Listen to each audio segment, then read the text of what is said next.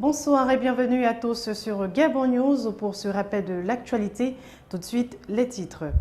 La floraison des antennes paraboliques sur les toitures de maisons d'habitation à Libreville, une véritable anarchie et pollution visuelle. Cependant, des raisons bien déterminées pourraient expliquer ce comportement.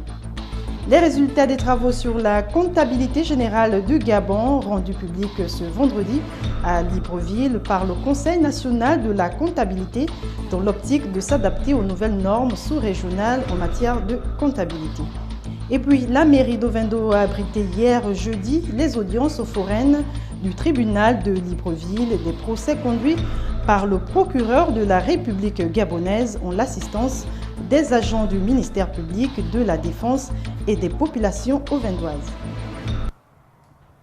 Mais tout d'abord, entre pollution visuelle et désintéressement des programmes locaux, c'est ce qui ressort du constat actuel sur la prolifération d'antennes et paraboles à usage domestique installées de manière anarchique sur les toitures de maisons dans les quartiers sous-intégrés de la ville, un spectacle plutôt dégradant qui pourrait avoir une origine.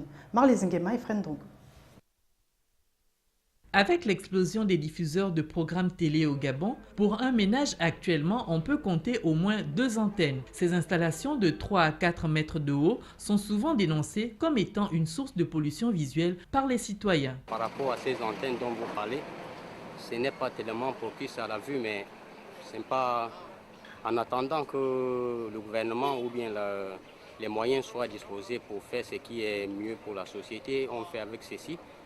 Moi, par rapport aux antennes qui sont disposées sur les toits, j'aurais préféré que les habitants puissent trouver un moyen pour que, lorsque les étrangers puissent arriver ici, ils ne puissent pas avoir ces désordres-là, quoi. Les programmes que transmettent ces antennes sont généralement des programmes des chaînes internationales au détriment des programmes locaux qui n'ont parfois pas besoin d'une antenne extérieure. Par rapport aux chaînes, moi, je regarde un peu de tout. Souvent, je m'informe à l'extérieur et je regarde aussi aux chaînes nationales.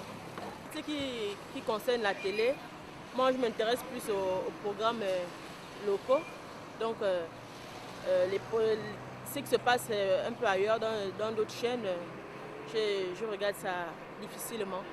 Et je m'intéresse beaucoup aux chaînes de chez moi, quoi. Entre pollution visuelle et olfactive, Libreville gagnerait par le biais de sa municipalité à rendre sa cité plus attrayante. Près d'une cinquantaine de journalistes contractuels des services publics gabonais ont fait le pied de grue ce vendredi matin devant la primature avant d'être reçus par le Premier ministre. Les causes de ce débrayage, l'attente sans fin de l'amélioration de leur situation salariale et de leur statut classé depuis toujours sans suite. Retrouvons Kenyon Gori et Justin Bitegui. Assis à même le sol, ces personnes, environ une cinquantaine, sont agents des médias publics du Gabon. Entre presse écrite, radio et télévision nationale, ils sont venus ce jour exprimer leur ras-le-bol devant la primature, consécutif à plusieurs années de galère. Forts de leur détermination, 10 d'entre eux ont été reçus par le Premier ministre, avec qui ils ont évoqué certains points, dont celui lié à l'attribution des postes budgétaires. Seulement, après 2 heures d'échange, toujours pas de décision concrète. Bon, en gros, ce que le Premier ministre nous a demandé de faire, parce que malheureusement, il n'a pas le dossier avec lui. Nous allons simplement regrouper tous les documents que nous avons par devers nous pour qu'on le lui remette. Il va convoquer les personnes qui se chargent de notre dossier pour savoir exactement à quel niveau le blocage se pose. Présent à cette manifestation, le syndicat des agents de l'audiovisuel a quant à lui fait la proposition de la valorisation d'un salaire raisonnable pour tous. Et c'est des pères de famille, des mères de famille qui sont payés à 70 000 francs par mois et par trimestre. Il faut attendre 3 mois pour avoir cet argent. C'est quand même des conditions difficiles. Si le budget alloué à la communication peut permettre à ce qu'on paye ces jeunes au salaire minimum déclaré par le gouvernement. Voilà qui ramène au goût du jour la problématique du retard d'attribution de postes budgétaires, incitant les agents concernés à revendiquer publiquement leurs droits et leur statut. Une situation inconfortable pour des responsables de famille. Rien à voir avec ce qui précède. Les populations de la commune d'Ovendo ont bénéficié hier jeudi des audiences foraines du tribunal de première instance de Libreville, conduite par le procureur de la République. Les Auvendois, comme on les appelle, ont pu s'imprégner des réalités de jugement, des délits et des peines encourus par les accusés.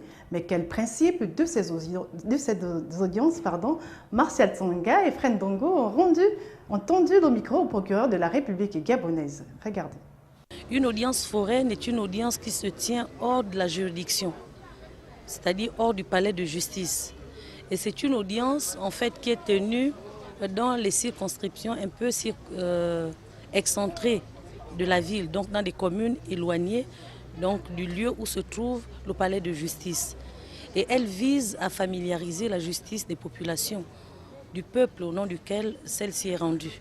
Le procureur de la République a aussi, lors des audiences, rappelé que personne n'est au-dessus de la loi et que chaque individu doit s'y conformer. Aucun être ne doit se sentir supérieur aux autres, quelle que soit l'immensité de sa richesse. Aucun être ne doit troubler la paisibilité de la vie des autres, au motif qu'il est puissant. Seul Dieu est puissant. Et c'est pour cette raison d'ailleurs que le législateur, dans le souci d'harmoniser les rapports en société, a estimé qu'il fallait proscrire, il fallait écarter certains comportements et que si par hasard ou de façon volontaire, certains compatriotes se permettaient de transgresser cette prescription, eh bien, ils rencontreraient la loi qui devait leur ramener sur terre et avoir les pieds sur terre. Pour Sidonie Flore Oué, ces audiences s'inscrivent dans l'optique d'enseigner la population qui ignore la loi. Elles permettent en effet de les sensibiliser et de rappeler aussi que nul ne peut se faire justice tout seul. Et puis au cours de ces audiences foraines tenues dans les locaux de l'hôtel de ville de la commune d'Ovendo, plusieurs procès en correction ont eu lieu, 11 au total, dont 10 ont été traités par le tribunal composé du ministère public d'un côté et de la défense de l'autre côté. Retrouvons Martial Tsonga et Fred Ndongo. Coups et blessures volontaires, injures publiques, faux et usage de faux, défaut de carte de séjour, violence par voie de fait, soustraction frauduleuse et destruction de biens d'autrui. Sont entre autres les délits qui ont conduit ces prévenus à la barre et certains d'entre eux condamnés aux différentes peines. Le tribunal déclare en témoignage Ningonesia, Kowet Rengombi et Zoua Mijora, respectivement coupables des délits d'injures publiques et de coups et blessures volontaires. Du déroulement de l'audience à la complexité du métier d'avocat, la défense apprécie. C'est un métier exaltant, c'est un métier également à risque. Ce n'est pas parce que quelqu'un est coupable qu'il n'a pas le droit d'être défendu.